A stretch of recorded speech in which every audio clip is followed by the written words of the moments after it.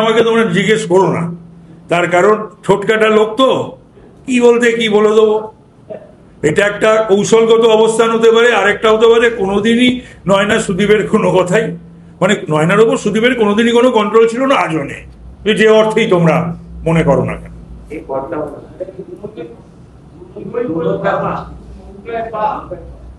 ও তো সারা জীবনই তাই করে এসেছে, নাথিং নিউ।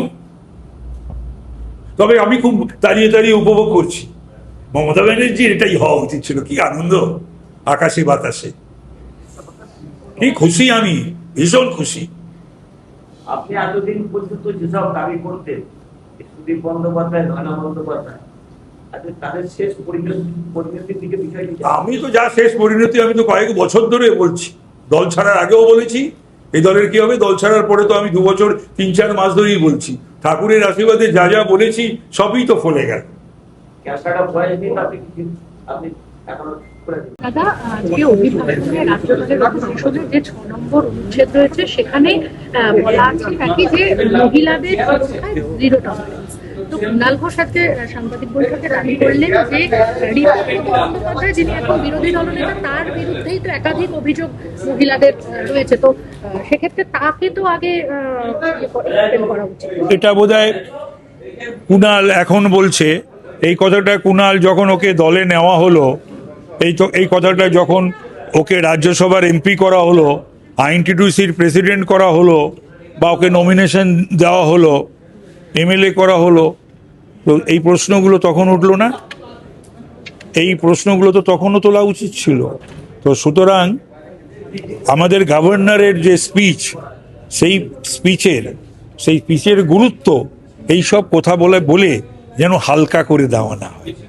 তো এইগুলো সম্বন্ধে যদি বলা শুরু করি, তৃণমূল সরকার মমতা ব্যানার্জির সম্বন্ধে অনেক কিছুই বলা যায়, মানে মহিলাদের ব্যাপারে, বা মহিলাদের উপর অত্যাচার করেছে, মহিলাদের সঙ্গে অসভ্যতা করেছে, শ্লীলতাহানি করেছে, তাদের নিয়ে তৃণমূল সরকার বা তৃণমূল দল কিভাবে তাদেরকে প্রোটেক্ট করেছে।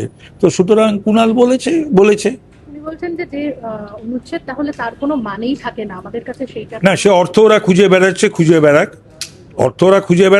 বেড়াক, কিন্তু আমাদের সরকারের এবং দলের ইন রিগার্ড টু দিস, মানে উইমেন, মহিলাদের প্রতি এই যে যদি দুর্ব্যবহার করা হয়, অসভ্যতা করা হয়, যেগুলো কলকাতার কলেজে হয়েছে, বা বিভিন্ন মেডিকেল কলেজে বা অন্যান্য কলেজেও হয়েছে, সেইটা হলে পরে আমাদের সরকার, আমাদের দল কঠিনতম ব্যবস্থা আইনে যেটা রয়েছে সেটা গ্রহণ করবে।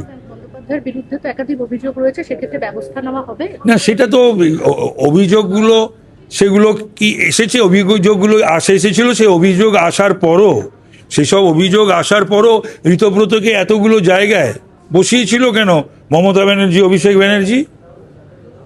তাহলে ওদের সঙ্গে থাকলেই ভালো, আর বিরুদ্ধে গেলেই খারাপ।